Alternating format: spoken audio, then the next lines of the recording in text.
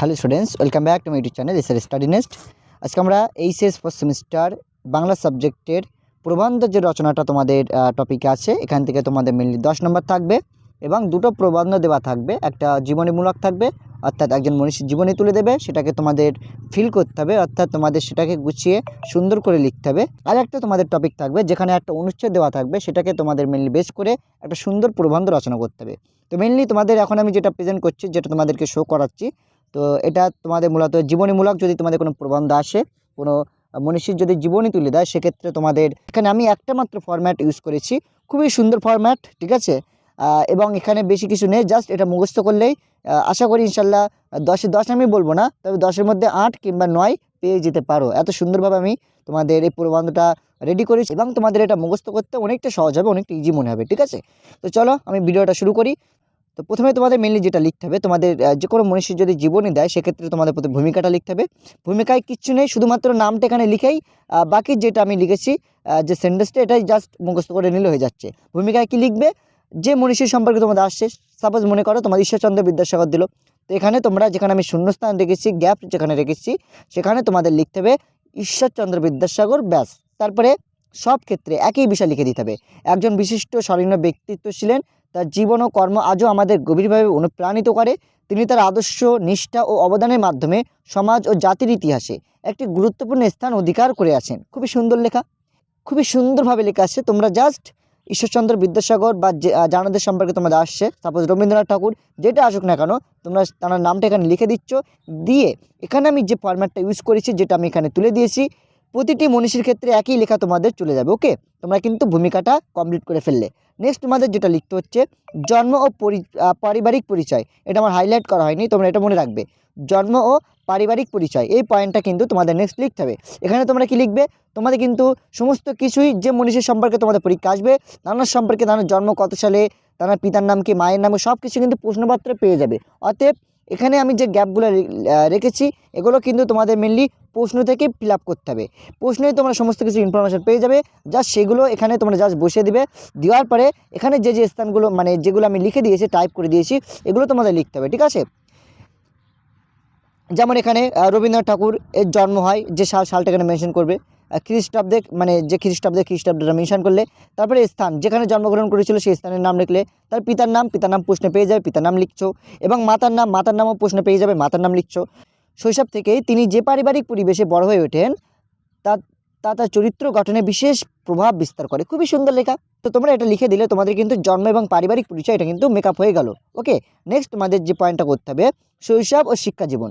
শৈশব ও শিক্ষা জীবন খুবই ভাইটাল পয়েন্ট, এটা কিন্তু তোমাদের মেনলি প্রশ্নপত্রে কিন্তু থাকবে। আমি আবারও বলছি, এখানে আমি যে শূন্যস্থানটা রেখেছি, এগুলো কিন্তু প্রশ্নপত্র থেকেই তোমাদের ফিল আপ করতে হবে, এবং আদার্স এখানে বাদ বাকি আমি যেগুলো লিখে দিয়েছি, এগুলো তোমরা একটু মেমোরাইজ করে নেবে। একদম ইজি, একবার রিডিং করে, দুবার রিডিং করে মেমোরাইজ হয়ে যাবে। চলো, শৈশব থেকেই রবীন্দ্রনাথ ঠাকুর ছিলেন, মানে তোমাদের প্রশ্নপত্রে জানার নাম থাকবে, তার নামটা এখানে লিখে দেবে। মেধাবী ও কৌতূহলী, ছাত্র জীবনে তিনি অধ্যবসায়ী এবং শৃঙ্খলা পরায়ণ হিসাবে পরিচিত ছিলেন।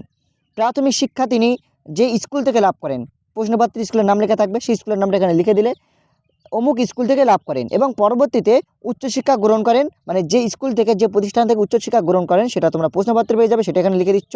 শিক্ষা জীবনে তার চিন্তাধারা ও আদর্শের স্পষ্ট বিকাশ লক্ষ্য করা যায়। খুবই ভাইটাল, মানে খুবই সুন্দরভাবে এখানে ডিজাইন করা। তোমরা এটা লিখলে কিন্তু তোমরা 10-এর মধ্যে, আমি বলবো না যে তোমরা 10-এ 10 পাবে, তবে তোমরা 10-এর মধ্যে 8 কিংবা 9 পেয়ে যাওয়ার সম্ভাবনা অনেক বেশি।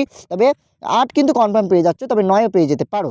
চলো, নেক্সট তোমাদের লিখতে হবে কর্মজীবন ও প্রধান অবদান। এখানে তোমরা কি করবে, কর্মজীবনের ক্ষেত্রেও এটাও কিন্তু তোমরা মেনলি প্রশ্নপত্রে পেয়ে যাবে, যে তিনি কোথায় কাজ করেছেন, তার কন্ট্রিবিউশন কী কী রয়েছে, অবদান কী কী রয়েছে, সমস্ত কিছু কিন্তু প্রশ্নপত্রে থাকবে। তো জাস্ট ওগুলোই এখানে যে গ্যাপগুলো আমি রেখেছি, এখানে ফিল করে দেবে। ওকে, নেক্সট এখানে যেগুলো আমার লেখা রয়েছে বাংলায়, এই লেখাগুলোই তোমরা একটু মেমোরাইজ করে নেবে, হয়ে যাবে। ওকে, তাহলে শিক্ষা সমাপ্তির পর তিনি অমুক ব্যক্তি, অর্থাৎ রবীন্দ্রনাথ ঠাকুর যদি বলি, তো রবীন্দ্রনাথ ঠাকুর নিজেকে অমুক কাজে নিয়োজিত করেন। তিনি বিশেষভাবে খ্যাতি অর্জন করেন কোন ক্ষেত্রে, মানে তিনি কোন ক্ষেত্রে তিনি খ্যাতি অর্জন করেছিলেন, সেই ক্ষেত্রটা এখানে লিখতে হবে।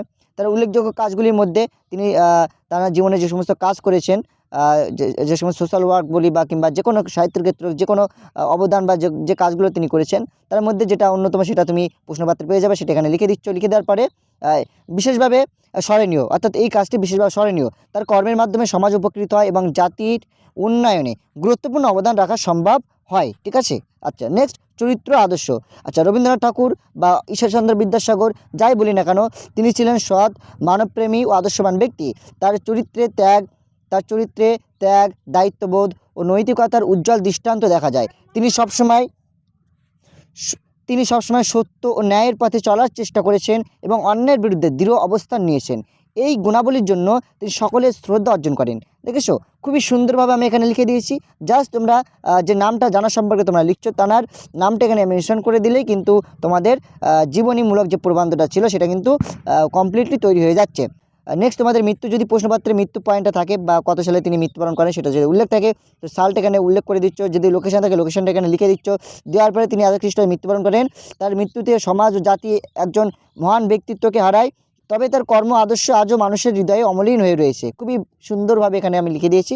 তারপর উপসংহার, মানে মনীষীর নামটা এখানে তুলে ধরবো, যে রবীন্দ্রনাথ ঠাকুর হোক কিংবা ঈশ্বরচন্দ্র বিদ্যাসাগরের জীবন থেকে আমরা শিক্ষা পাই যে আদর্শ, পরিশ্রম ও আত্মনিবেদনই মানুষকে চিরস্মরণীয় করে তোলে। তার জীবন ও কর্ম ভবিষ্যৎ প্রজন্মের কাছে অনুপ্রেরণার উৎস হয়ে থাকবে। বুঝতে পারলে?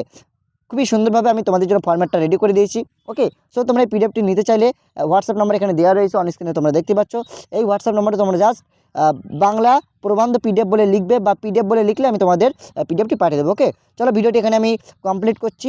তো তোমাদের আরও যে সমস্ত সাবজেক্টগুলো পরীক্ষা রয়েছে এবং গুরুত্বপূর্ণ টপিক যেগুলো বাংলা বা ইংলিশ বা এডুকেশন যে সাবজেক্টই থাক না কেন, তোমাদের গুরুত্বপূর্ণ কোশ্চেন আমি তোমাদের জন্য নিয়ে আসবো। অতএব তোমাদেরকে রিকোয়েস্ট করবো এই ধরনের কন্টেন্ট পেতে অবশ্যই আমাদের চ্যানেলটি সাবস্ক্রাইব করে রেখে দাও। তোমাদের জন্য একদম শর্ট ট্রিকে তোমাদের সাজেশনগুলো আমি প্রস্তুত করবো, রেডি করে তোমাদেরকে প্রোভাইড করবো। অতএব তোমরা আমাদের চ্যানেলটি সাবস্ক্রাইব করে রেখে দাও। Thank you.